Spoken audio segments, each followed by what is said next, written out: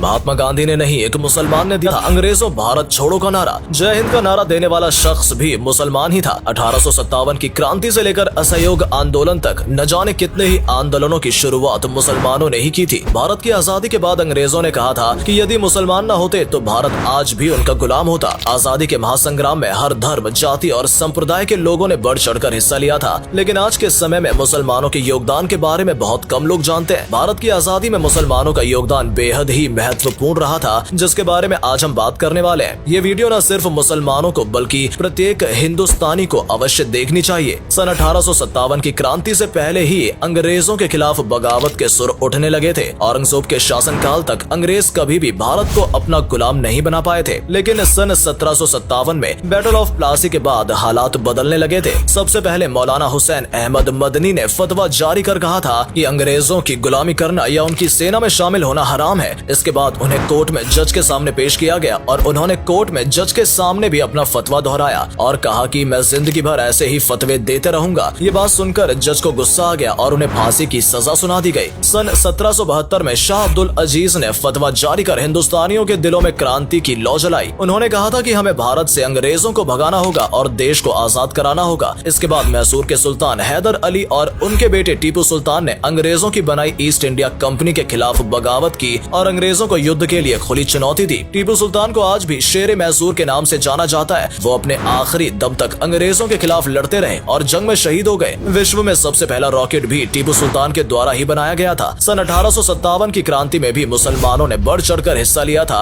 इस क्रांति का जब भी जिक्र होता है तो अक्सर केवल मंगल पांडे का ही नाम लोगों की जुबान पर रहता है, लेकिन पीर अली खान ने और बख्त खान जैसे कई मुसलमान योद्धा भी इस क्रांति का हिस्सा बने थे। पीर अली खान ने 50 बंदूकों का जुगाड़ किया और अंग्रेजों के खिलाफ बगावत कर दी। उनके विद्रोह के कारण अंग्रेजों ने उन्हें जेल में बंद कर दिया था और बदसलूकी की। पीर अली खान के कई साथियों को अंग्रेजों ने फांसी की सजा सुना दी थी, लेकिन कुछ समय बाद वो बाहर निकले और करीब 200 क्रांतिकारियों को उन्होंने अपने साथ फिर इकट्ठा किया। बिहार के गुलजार बाग में अंग्रेजों पर हमला कर दिया। इस दौरान अंग्रेजों का एक कमांडर मारा भी गया था, लेकिन अंत में वो भी अंग्रेजी हमले का शिकार हो गए और उन्हें भी फांसी की सजा सुना दी गई। इसके अलावा सैयद अलाउद्दीन हैदर ने भी 300 लोगों की एक रेजिमेंट बनाई और अंग्रेजों का सामना किया। वहीं तुर्रेबाज खान एक ऐसे मुसलमान थे जिन्हें काला पानी की सजा के दौरान गोली मार दी गई थी। उनकी मौत के बाद उन्हें हैदराबाद लाया गया और फिर से फांसी पर लटकाया गया। तो अंग्रेजों मुसलमानों का कितना खौफ था, ये इस बात से साफ जाहिर हो रहा है। इसी महान क्रांति के दौरान मौलवी अहमदुल्ला शाह ने जब अंग्रेजों का पुरजोर विरोध किया, डर के मारे अंग्रेजों ने मौलवी महमूदुल्लाह शाह पर 50,000 रुपए का इनाम घोषित कर दिया, जो उस समय के हिसाब से बहुत बड़ी रकम थी। एक राजा ने पैसों के लालच में आकर अंग्रेजों से मुखबरी कर दी और अहमदुल्लाह शाह को अंग्रेजों ने फांसी पर लटका दिया। सन 1919 में शौकत अली और मोहम्मद अली ने खिलाफत मूवमेंट की शुरुआत की थी। इस आंदोलन में अनेकों मुस्लिम नेताओं ने उनका साथ दिया। इसी दौरान मोहम्मद अली जौहर और मौलाना अबुल कलाम आजाद ने ही सबसे पहले अंग्रेजों के सामान का बहिष्कार करने की रणनीति बनाई थी और बाद में इसी बहिष्कार को महात्मा गांधी ने असहयोग आंदोलन का रूप दे दिया।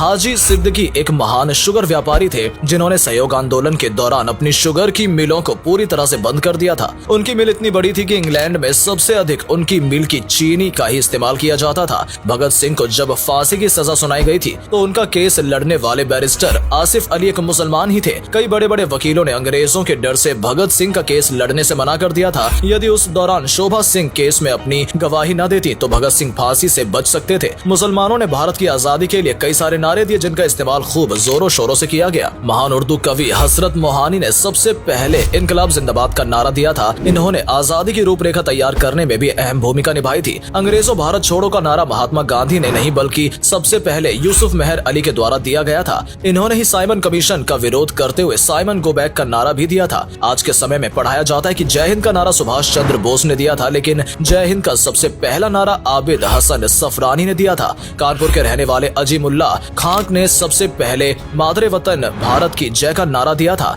बाद में कुछ सांप्रदायिक लोगों ने इस नारे में माता शब्द जोड़ दिया था। अजीमुल्लाह खान ने ही भारत के लिए राष्ट्रीय गीत लिखा था जिसके बोल कुछ इस प्रकार हैं। इसकी रूहानियत से रोशन है जग सारा, ऊपर बर्फीला पर्वत पहरेदार हमारा, इसके अलावा सारे जहां से अच्छा हिंदुस्तान हमारा जैसा शानदार गीत लिखने वाले प्रसिद्ध शायर मोहम्मद इकबाल भी एक मुसलमान ही थे। इतना ही नहीं, भारत के तिरंगे का जो स्वरूप आज हमें देखने को मिलता है उसे हैदराबाद की मुस्लिम महिला सुरैया तैयब जी ने के द्वारा तैयार किया गया था। इन्होंने पिंगली वेंकैया द्वारा डिजाइन किए गए शुरुआती तिरंगे में बदलाव कर चरखे की जगह बीच बीच में अशोक चक्र बनाया था। सैयद शहनवाज अहमद कादरी की किताब लहू बोलता है में विस्तार से वर्णन किया गया है कि भारत की आजादी में मुसलमानों का कितना बड़ा योगदान रहा है। अंग्रेजों ने भारत के क्रांतिकारियों को सबक सिखाने के लिए काला पानी की जेल का निर्माण कराया था। इस जेल में सजा पाने वाले सबसे ज्यादा कैदी मुसलमान ही थे। बहुत से अन्य धर्म के लोगों ने इस सजा से बचने के लिए अंग्रेजी अधिकारियों को माफीनामे लिखे, उनकी गुलामी स्वीकार की और यहाँ तक की मुखबरी भी की, लेकिन मुसलमानों ने कभी भी अंग्रेजों के साथ सौदा नहीं किया। सन 1919 में रॉवलेट एक्ट के विरोध में जब जलियांवाला बाग में लोग इकट्ठा हुए थे और जनरल डायर ने वहां आकर अंधाधुंध फायरिंग शुरू कर दी थी, तो उसमें भी सैकड़ों की संख्या में मुसलमान शहीद हो गए थे। भारत की आजादी की लड़ाई में इंडियन नेशनल कांग्रेस सबसे बड़ी पार्टी के रूप में उभर कर सामने आई थी।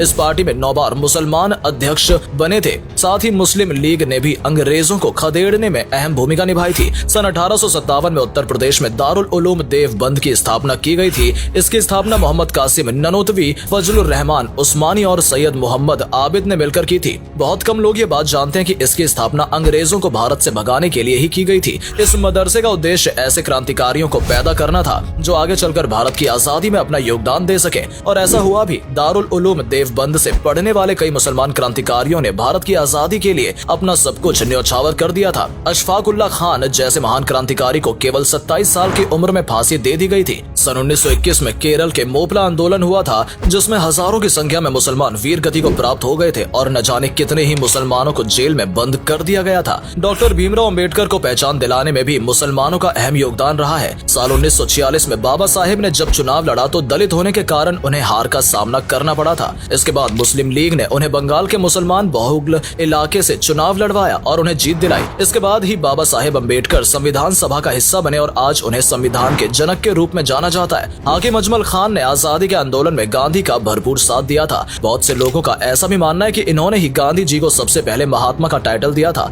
आपको जानकर हैरानी होगी कि इस्लाम धर्म से प्रभावित होकर महात्मा गांधी के बेटे हरिलाल गांधी ने अपना धर्म बदलकर इस्लाम धर्म कबूल कर लिया था और अपना नाम भी अब्दुल्ला रख लिया था। दोस्तों, इसके अलावा भी न जाने कितने ही मुसलमानों ने भारत को आजाद कराने में अपना अमूल्य योगदान दिया है। जब जब जरूरत पड़ी है, मस्जिदों को किले की तरह इस्तेमाल किया गया है। मस्जिदों में रहते हुए ही बहुत से लोगों ने आजादी की जंग लड़ी। आज भारत जिस मुकाम पर खड़ा है, उसमें मुसलमानों का अहम योगदान रहा है। उम्मीद करते हैं कि आप भी मुसलमानों के अमूल्य योगदान के बारे में समझ गए होंगे। अगर आपको ये वीडियो अच्छी लगी हो और इससे कुछ नया सीखने को मिला हो तो इसे लाइक करें और अधिक से अधिक शेयर करें। आज के लिए इतना ही दोस्तों, आपसे फिर मिलेंगे एक नई वीडियो के साथ। तब तक के लिए धन्यवाद।